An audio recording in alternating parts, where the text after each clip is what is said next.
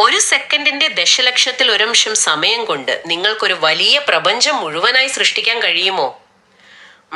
കേൾക്കുമ്പോൾ നിങ്ങൾക്ക് ഇതൊരു തമാശയായി തോന്നാം. അതെ, സ്വാഭാവികമായിട്ടും അതൊരു വലിയ ചോദ്യമാണല്ലോ. അതെ അതെ. അതോ ഇതൊരു ബുദ്ധിമുട്ടുള്ള എന്തെങ്കിലും മാന്ത്രിക വിദ്യയാണോ എന്ന് നിങ്ങൾ ചിന്തിക്കുന്നുണ്ടാവും. എന്നാൽ സത്യം എന്താണെന്നോ, നിങ്ങൾ എല്ലാ ദിവസവും രാത്രി ഉറങ്ങാൻ കിടക്കുമ്പോൾ യാതൊരു ബുദ്ധിമുട്ടുമില്ലാതെ കൃത്യമായി ഈ കാര്യം തന്നെയാണ് ചെയ്തുകൊണ്ടിരിക്കുന്നത്. ശരിക്കും ആരും അങ്ങനെ ചിന്തിക്കാറില്ല എന്നതാണ് സത്യം. അതെ, ആരും ചിന്തിക്കാറില്ല. അപ്പൊ നിങ്ങൾ ഇന്നത്തെ നമ്മുടെ വലിയൊരു വിശകലനത്തിലേക്ക് സ്വാഗതം ചെയ്യുകയാണ്. ഇന്ന് നമ്മൾ സംസാരിക്കാൻ പോകുന്നത് വളരെ കൗതുകകരവും എന്നാൽ അല്പം ഗൗരവമുള്ളതുമായ ഒരു വിഷയത്തെ കുറിച്ചാണ്. വളരെ ആഴത്തിലുള്ള ഒരു വിഷയമാണ് നമ്മൾ ഇന്ന് നോക്കുന്നത്. കൃത്യമായിട്ട്. അതായത് ഒന്നുമില്ലായ്മയിൽ നിന്നോ അല്ലെങ്കിൽ ഈ പറയുന്ന ശൂന്യതയിൽ നിന്നോ എങ്ങനെയാണ് ഇത്രയും സങ്കീർണമായ ഈ പ്രപഞ്ചം ഉണ്ടായത്? HWL പൂഞ്ച അഥവാ പലരും സ്നേഹത്തോടെ പാപ്പാജി എന്ന് വിളിക്കുന്ന അദ്ദേഹത്തിന്റെ വളരെ പ്രശസ്തമായ ചില ആശയങ്ങളിലൂടെയാണ് നമ്മൾ ഇന്ന് കടന്നു പോകുന്നത്. അതെ, പാപ്പാജിയുടെ ആശയങ്ങൾ ശരിക്കും നമ്മുടെ ചിന്താഗതിയെ തന്നെ മാറ്റിമറിക്കുന്ന ഒന്നാണ്. തീർച്ചയായും. കേൾക്കുമ്പോൾ ഇതൊരു വലിയ തത്വചിന്തയാണെന്ന് തോന്നിയാലും എനിക്കുറപ്പുണ്ട് ഇന്നത്തെ ഈ സംഭാഷണം യാഥാർത്ഥ്യത്തെക്കുറിച്ചുള്ള നിങ്ങളുടെ കാഴ്ചപ്പാടുകളെ തന്നെ പൂർണ്ണമായും പൊളിച്ചെഴുതാൻ പോകുന്ന ഒന്നായിരിക്കും. തീർച്ചയായും. മനുഷ്യൻ കാലങ്ങളായി ചോദിച്ചുകൊണ്ടിരിക്കുന്ന ഏറ്റവും അടിസ്ഥാനപരമായ ഒരു ചോദ്യമുണ്ടല്ലോ, ഒന്നുമില്ലായ്മയിൽ നിന്ന് എങ്ങനെയാണ് ഇതെല്ലാം ഉണ്ടാകുന്നതെന്ന്. അതെ, അതൊരു വലിയ ചോദ്യം തന്നെയാണ്. എപ്പോഴും നമ്മൾ ചിന്തിക്കാറുണ്ടല്ലോ. സാധാരണഗതിയിൽ നമ്മൾ ചിന്തിക്കുന്നത് എന്തെങ്കിലും ഒന്ന് ഉണ്ടാകണമെങ്കിൽ അതിനടിസ്ഥാനമായി മറ്റെന്തെങ്കിലും ഒരു വസ്തു ആവശ്യമാണെന്നാണ്. ഇപ്പോ ശൂന്യതയിൽ നിന്ന് നമുക്കൊരു കെട്ടിടം ഉണ്ടാക്കാൻ കഴിയില്ലല്ലോ. ഒരിക്കലുമില്ല. അതിന് കല്ലും മണ്ണും സിമെന്റും ഒക്കെ വേണ്ടേ? അതെ. എന്നാൽ പാപ്പാജിയുടെ ആശയങ്ങൾ ഈ ചിന്താഗതിയെ പൂർണ്ണമായും മാറ്റുകയാണ്. വളരെ ലളിതമായ ചില ഉദാഹരണങ്ങളിലൂടെ അദ്ദേഹം ഇത് വ്യക്തമാക്കുന്നുണ്ട്. ഒരു സ്വർണ്ണമാലയുടെ കാര്യം തന്നെ എടുക്കാം. നമ്മൾ സ്വർണ്ണക്കടയിൽ പോയി ഒരു മാല വാങ്ങുന്നു എന്ന് കരുതുക. ശരി. അത് കാണാൻ നല്ല ഭംഗിയുള്ള ഒരു പ്രത്യേക ഡിസൈനിലുള്ള മാലയാണ്. എന്നാൽ കുറച്ചു നാളുകൾക്ക് ശേഷം നമ്മൾ ആ മാല ഉരുക്കി ഒരു വളയാക്കി മാറ്റുന്നു. ഇപ്പൊ അതിന്റെ രൂപം മാറി, പേരും മാറി. പക്ഷേ അതിന്റെ ഉള്ളിലെ സ്വർണത്തിന് എന്തെങ്കിലും മാറ്റം സംഭവിച്ചോ? ഇല്ല, തീർച്ചയായും ഇല്ല. അത് സ്വർണം തന്നെയാണല്ലോ. അതെ, അതിന് ഏത് രൂപം നൽകിയാലും സ്വർണത്തിന്റെ തനിമ അവിടെ നഷ്ടപ്പെടുന്നില്ല. സ്വർണത്തിന് എന്ത് രൂപം സ്വീകരിക്കാനുള്ളൊരു സ്വാഭാവികമായ കഴിവുണ്ടല്ലേ. നമ്മൾ കാണുന്ന ഈ പ്രപഞ്ചവും ഇതുപോലെ തന്നെയാണ്. അതായത് സ്വർണം പോലെയാണ് ഈ ശൂന്യത എന്ന്. കൃത്യമായിട്ട്. അതുപോലെ തന്നെ അദ്ദേഹം പറയുന്ന മറ്റൊരു മനോഹരമായ ഉദാഹരണമാണ് സമുദ്രത്തിൻ്റെത്. വലിയൊരു സമുദ്രം സങ്കല്പിക്കുക. അതില് ലക്ഷക്കണക്കിന് തിരമാലകൾ ഓരോ നിമിഷവും ഉണ്ടാകുന്നുണ്ട്. ചിലപ്പോ വലിയ തിരമാലകൾ, ചിലപ്പോ ചെറിയ ഓളങ്ങള്. അതെ, സമുദ്രത്തിൽ എപ്പോഴും മാറ്റങ്ങൾ ഉണ്ടല്ലോ. എന്നാൽ ഈ തിരമാലകൾ എത്രത്തോളം ഉയർന്നാലും താഴ്ന്നാലും സമുദ്രത്തിന് അവിടെ വലിപ്പം വെക്കുന്നില്ല. അതുപോലെ തന്നെ ഒന്നും നഷ്ടപ്പെടുന്നുമില്ല. തിരമാലകൾ വന്നാലും പോയാലും സമുദ്രം സമുദ്രമായി തന്നെ നിലനിൽക്കുന്നു. ഈ ശൂന്യത അഥവാ ബോധം കൃത്യമായി ഇതുപോലെയാണ് എന്നാണ് അദ്ദേഹം പറയുന്നത്. അതായത് സമുദ്രവും തിരമാലയും തമ്മിലുള്ള ബന്ധം തന്നെയാണ് ശൂന്യതയും ഈ പ്രപഞ്ചവും തമ്മിലുള്ളത് എന്ന് ചുരുക്കം, അല്ലേ? ഈ ഉദാഹരണം കേൾക്കുമ്പോൾ എനിക്ക് ഓർമ്മ വരുന്നത് ഇന്നത്തെ കാലത്തെ VR അഥവാ വെർച്വൽ റിയാലിറ്റി ഗെയിമുകളെയാണ്. അതൊരു നല്ല താരതമ്യമാണല്ലോ. അതെ, നമ്മൾ ഒരു VR ഹെഡ്സെറ്റ് വെക്കുമ്പോൾ നമ്മുടെ മുന്നിൽ വലിയൊരു ലോകം തുറന്നു വരികയാണല്ലോ. അവിടെ മലകളുണ്ട്, പുഴകളുണ്ട്, ശത്രുക്കളുണ്ട്. പക്ഷെ ഹെഡ്സെറ്റ് ഊരുമ്പോൾ അവിടെ ഒന്നുമില്ല. അതെല്ലാം ഒരു സോഫ്റ്റ്വെയറിന്റെ വെറും പ്രകടനം മാത്രമാണ്. അതെ, അത് ശരിക്കും അവിടെ ഇല്ലാത്ത ഒന്നാണ്, വെറും കോഡിംഗ് മാത്രം. അതുപോലെ ഈ കോടിക്കണക്കിന് വർഷം പഴക്കമുള്ള പ്രപഞ്ചവും ആ ശൂന്യതയുടെ വെറുമൊരു പ്രകടനം മാത്രമാണെന്ന ചിന്ത ശരിക്കും അത്ഭുതപ്പെടുത്തുന്നതാണ്. VR ഉദാഹരണം വളരെ കൃത്യമാണ് കേട്ടോ. ഈ ഒരു ആശയം കൂടുതൽ വ്യക്തമാക്കാൻ പാപ്പാജി ലക്നൌവിലെ ഒരു ഹോട്ടൽ മുറിയിൽ ഉറങ്ങാൻ കിടക്കുന്ന ഒരാളുടെ കാര്യം പറയുന്നുണ്ട്. ഹോട്ടൽ മുറിയിലോ? അതെന്താ അങ്ങനെ ഒരു ഉദാഹരണം? അത് കേൾക്കുമ്പോഴാണ് ഈ ശൂന്യതയിൽ നിന്നുള്ള സൃഷ്ടി എത്ര പെട്ടെന്നാണ് സംഭവിക്കുന്നത് നമുക്ക് മനസ്സിലാകുക. അതായത് ഒരാൾ തന്റെ മുറിയിൽ ഉറങ്ങാൻ കിടക്കുന്നു. അയാൾ കണ്ണു ചിമ്മി ഉറക്കത്തിലേക്ക് വീഴുന്ന ആ ഒരു നിമിഷം കൊണ്ട് തന്റെ സ്വപ്നത്തിൽ അയാൾ അമേരിക്കയിലെ വാഷിംഗ്ടണിൽ എത്തുന്നു. ഒറ്റ നിമിഷം കൊണ്ട്. അതെ, അവിടെ വലിയ കെട്ടിടങ്ങൾ, മനുഷ്യർ, വാഹനങ്ങൾ, എന്തിനേറെ പറയുന്നു, അയാൾ കടന്നു വന്ന ഒരു വലിയ സമുദ്രം വരെ ആ സ്വപ്നത്തിലുണ്ട്. ഒന്ന് ആലോചിച്ചു നോക്കൂ. ഒരു നിമിഷം കൊണ്ടാണ് അയാളുടെ ബോധം ഇതെല്ലാം അവിടെ സൃഷ്ടിച്ചത്. ശരിയാണ്, നമ്മൾ ഉറങ്ങുമ്പോൾ സ്വപ്നങ്ങൾ വളരെ പെട്ടെന്നാണല്ലോ ഉണ്ടാകുന്നത്. അതെ, ഈ പ്രപഞ്ചം എങ്ങനെയുണ്ടായി എന്ന് മനസ്സിലാക്കാൻ ഇതിലും മികച്ചൊരു ഉദാഹരണമില്ല. ഉറങ്ങുമ്പോൾ നിങ്ങളുടെ ഉള്ളിലെ ശൂന്യതയിൽ നിന്ന് നിങ്ങളൊരു ലോകം സൃഷ്ടിക്കുന്നു. അവിടെ സ്രഷ്ടാവിന് യാതൊരു കോട്ടവും തട്ടുന്നില്ല. ബോധത്തിൽ നിന്നാണ് സ്വപ്നത്തിലെ ലോകം ഉണ്ടാകുന്നതെങ്കിലും നിങ്ങളുടെ യഥാർത്ഥ സ്വത്വത്തിന് ഒന്നും നഷ്ടപ്പെടുന്നില്ല.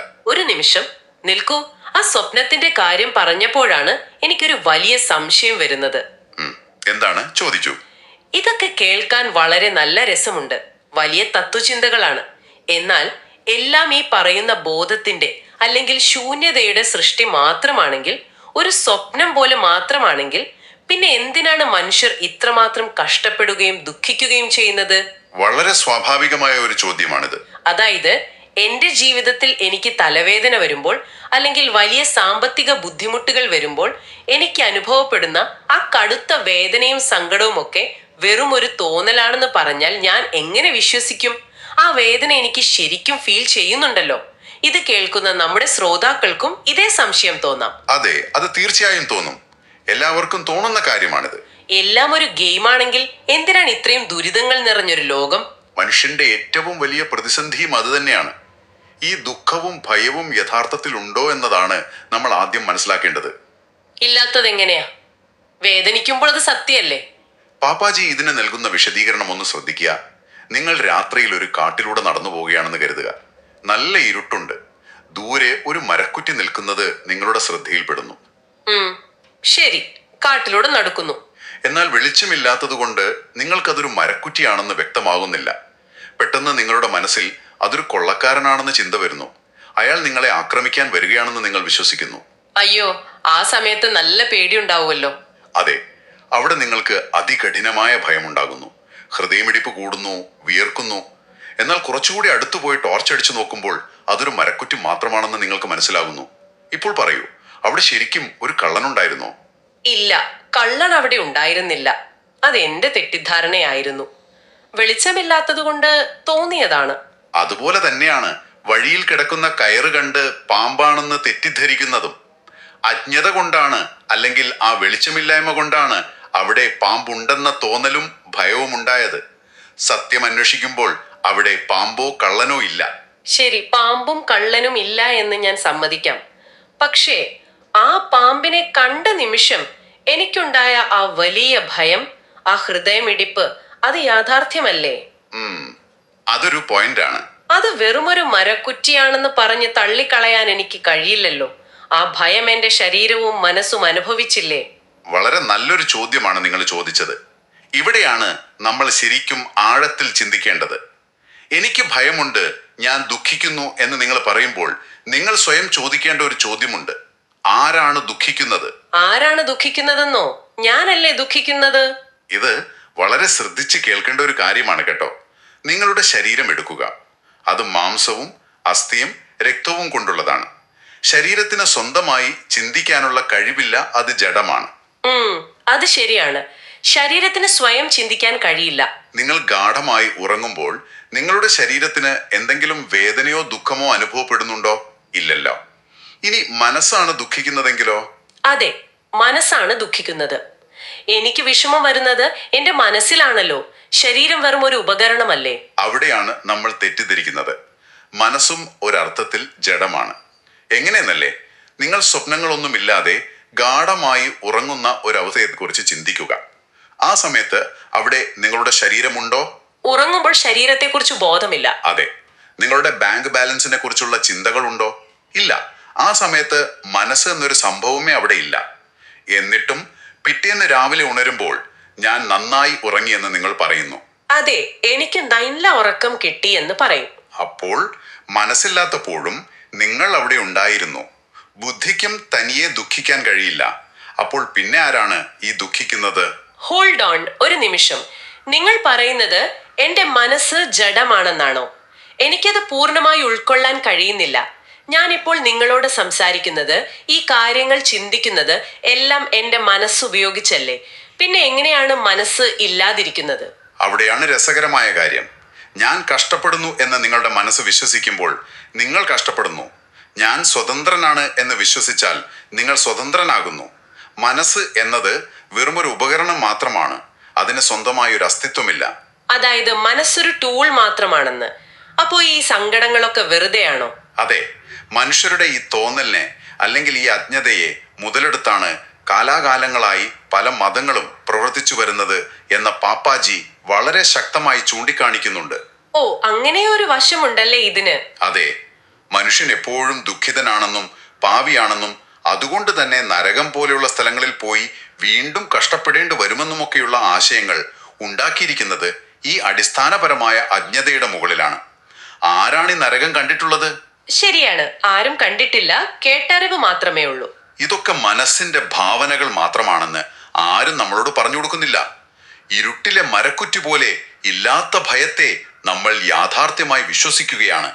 അതായത് നമ്മൾ സത്യമെന്ന് വിശ്വസിച്ചു വെച്ചിരിക്കുന്ന നമ്മുടെ ഭയങ്ങളും സങ്കടങ്ങളും എല്ലാം വെറും ഭാവനകളാണെന്ന തിരിച്ചറിവ് ശരിക്കും ഒരു ഷോക്ക് തന്നെയാണ് നൽകുന്നത്. തീർച്ചയായും അതൊരു വലിയ ഷോക്കാണ്. അങ്ങനെയെങ്കിൽ ശരീരത്തിനും ബുദ്ധിക്കും ദുഃഖിക്കാൻ കഴിയില്ലെങ്കിൽ ഈ പറയുന്ന മനസ്സ് എന്നതിനെ നമ്മൾ എങ്ങനെയാണ് നിർവചിക്കുക? അത് ശരിക്കും എന്താണ്? ഒരു പ്രേതം പോലെയാണ് എന്നാണ്.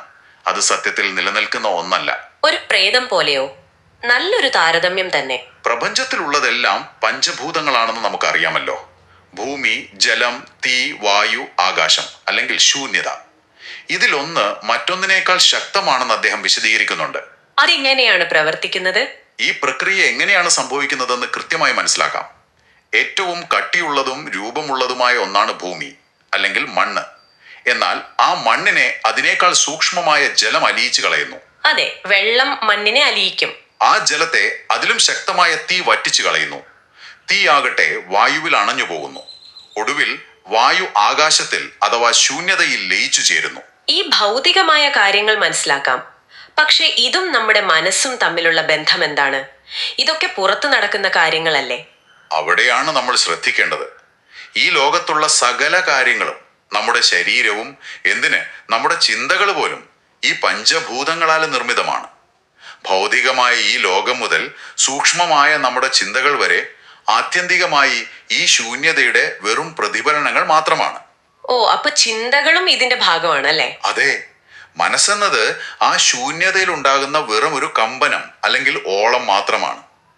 കട്ടിയുള്ള വസ്തുക്കൾ ഉരുകി ശൂന്യതയാകുന്നത് പോലെ നമ്മുടെ ചിന്തകളും ഉരുകി ആ ശൂന്യതയിൽ തന്നെയാണ് ലയിക്കുന്നത്. അങ്ങനെയെങ്കിൽ ഈ ശൂന്യത മാത്രമാണ് ആത്യന്തികമായ സത്യം. ബാക്കിയെല്ലാം വെറും മിഥ്യയാണ്. വാവ്! അതായത് നമ്മുടെ ഞാൻ എന്ന് അഹങ്കരിക്കുന്ന ആ സാധനം പോലും ഈ പറഞ്ഞ പ്രക്രിയയിലൂടെ കടന്നുപോയാൽ വെറും ഒരു ശൂന്യതയാണെന്ന് വരുന്നു. വല്ലാത്തൊരു തിരിച്ചറിവാണത്. അതെ, അഹങ്കാരത്തിന് അവിടെ യാതൊരു സ്ഥാനവുമില്ല. അങ്ങനെയെങ്കിൽ എനിക്ക് ഈ ശൂന്യതയെക്കുറിച്ച് കൂടുതൽ വായിച്ചറിയണം, അല്ലെങ്കിൽ എൻ്റെ ബുദ്ധി കൊണ്ട് ചിന്തിച്ച് ഇതൊന്ന് പൂർണ്ണമായി മനസ്സിലാക്കണം എന്ന് തോന്നിയാൽ അത് സാധിക്കുമോ? നമ്മുടെ ശ്രോതാക്കൾ ഇപ്പോൾ ചിന്തിക്കുന്നുണ്ടാകും, ഇതൊക്കെ എങ്ങനെ സ്വന്തം ജീവിതത്തിൽ പ്രായോഗികമാക്കുമെന്ന്.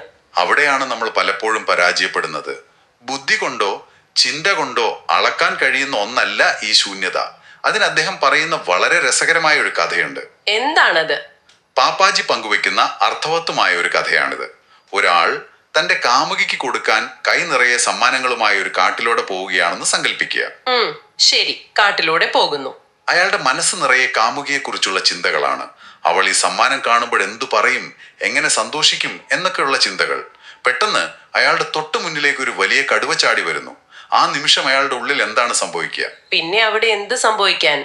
അയാൾ ആകെ പേടിച്ചു വിറയ്ക്കും. കാമുകിയെ കുറിച്ചുള്ള ചിന്തയൊക്കെ അവിടെ വെച്ച് അവസാനിക്കും. സമ്മാനമൊക്കെ അവിടെ ഇട്ടിട്ട് ഓടാൻ നോക്കും. കൃത്യമായി പറഞ്ഞാൽ അതുതന്നെ. അവിടെ അയാളുടെ കയ്യിലെ സമ്മാനങ്ങളെല്ലാം താഴെ വീഴുന്നു. കാമുകിയെ കുറിച്ചുള്ള ചിന്തകൾ മനസ്സിൽ നിന്ന് പൂർണ്ണമായും ഇല്ലാതാകുന്നു. എന്തിന് സ്വന്തം ശരീരത്തെക്കുറിച്ചുള്ള ബോധം പോലും അവിടെ ഇല്ലാതാകുന്നു.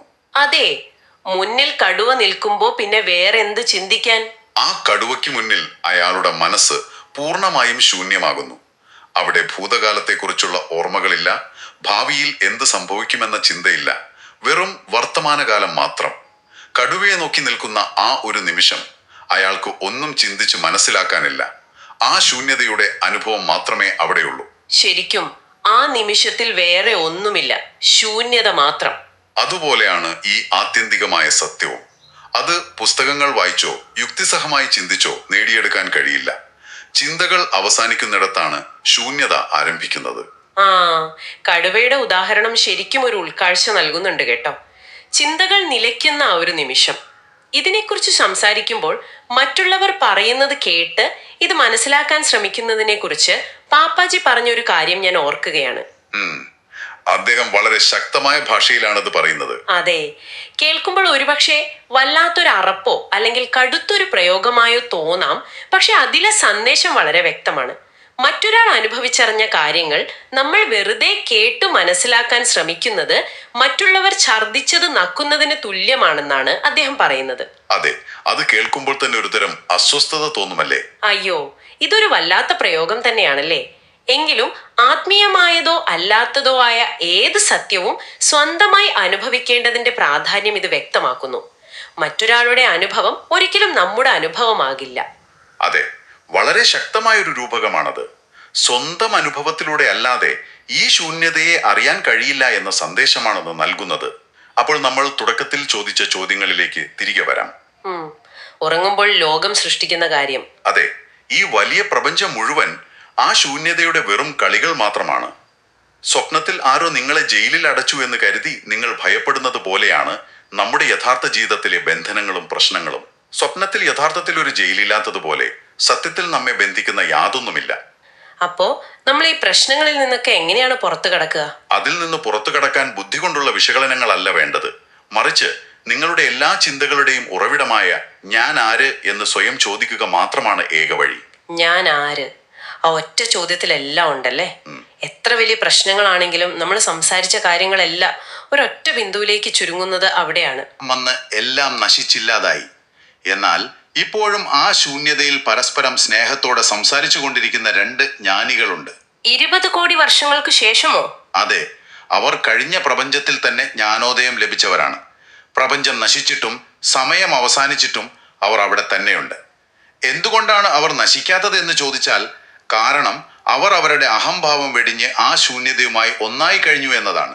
അപ്പൊ അവർ ആ ശൂന്യതയുടെ ഭാഗമായി മാറിയല്ലേ? അതെ, ആ ശൂന്യതയിൽ അനന്തമായ സ്നേഹത്തിന് മാത്രമേ നിലനിൽപ്പുള്ളൂ എന്നതിന്റെ ഏറ്റവും മനോഹരമായ തെളിവാണിത്. സ്രഷ്ടാവ് പോലും ഇല്ലാതാകുമ്പോഴും ഈ സ്നേഹം നിറഞ്ഞ സംഭാഷണം ആ ശൂന്യതയിൽ തുടർന്നുകൊണ്ടേയിരിക്കുന്നു. 20 കോടി വർഷങ്ങള്. ഒന്ന് ആലോചിച്ചു നോക്കൂ. എല്ലാം നശിച്ചിട്ടും ആ ശൂന്യതയിൽ അവർ ബാക്കിയായി. സ്നേഹം മാത്രം ബാക്കിയായി. ഇതൊരു സാധാരണ ചിന്തയല്ല, വല്ലാത്തൊരു ശാന്തത നൽകുന്ന ഒന്നാണ്. അത്ഭുതപ്പെടുത്തുന്ന ഒരു ചിത്രമാണത്. അതെ, ജീവിതത്തെക്കുറിച്ചുള്ള നമ്മുടെ കാഴ്ചപ്പാട് തന്നെ മാറ്റുന്ന ഒരു കാര്യമാണത്. അപ്പോ നമ്മൾ എന്നീ കേട്ട കാര്യങ്ങൾ വെച്ചുകൊണ്ട് ഞാൻ നിങ്ങൾക്കൊരു ചോദ്യം നൽകുകയാണ്. നിങ്ങൾക്ക് സ്വന്തമായി ഇരുന്ന് ചിന്തിക്കാൻ വേണ്ടിയുള്ള ഒരു ചോദ്യം. സ്വർണം ഏത് രൂപത്തിലായാലും അത് സ്വർണം തന്നെയാണ് എന്ന് നമ്മൾ തിരിച്ചറിയുമ്പോൾ, എന്ത് തരം ആഭരണമായാലും അതിന്റെ മൂല്യം സ്വർണത്തിൻ്റെത് മാത്രമാണെന്ന് മനസ്സിലാക്കുമ്പോൾ, പിന്നെ നമ്മുടെ ജീവിതത്തിലെ വലിയ പദവികൾക്കും നേട്ടങ്ങൾക്കും മറ്റുള്ളവരുടെ മുന്നിൽ ആളാകാനും വേണ്ടി നമ്മൾ ഈ നടത്തുന്ന ഓട്ടപ്പാച്ചിലുകൾക്ക് യഥാർത്ഥത്തിൽ എന്തർത്ഥമാണുള്ളത്? വളരെ ചിന്തിക്കേണ്ട ഒരു കാര്യമാണത്. അതെ, എല്ലാം ആ ശൂന്യതയിൽ നിന്നാണ് വരുന്നതെങ്കിൽ നിങ്ങൾക്കിപ്പോൾ അനുഭവപ്പെടുന്ന, നിങ്ങളെ വല്ലാതെ അലട്ടുന്ന ആ വലിയ പ്രശ്നം ശരിക്കും അവിടെ ഉണ്ടോ? അതോ ഇരുട്ടിൽ കണ്ട മരക്കുറ്റി പോലെ നിങ്ങളുടെ മനസ്സ് സൃഷ്ടിച്ച വെറുമൊരു ഭയം മാത്രമാണോ അത്? വളരെ പ്രസക്തമായ ചോദ്യം. പുറത്തുള്ള ഉത്തരങ്ങൾ തേടി പോകുന്നതിന് മുൻപ് നമ്മൾ ഓരോരുത്തരും സ്വയം ചോദിക്കേണ്ട ചോദ്യം. അതെ, നമ്മൾ തുടക്കത്തിൽ പറഞ്ഞ ആ കാര്യം ഒരിക്കൽ കൂടി ഓർക്കുക.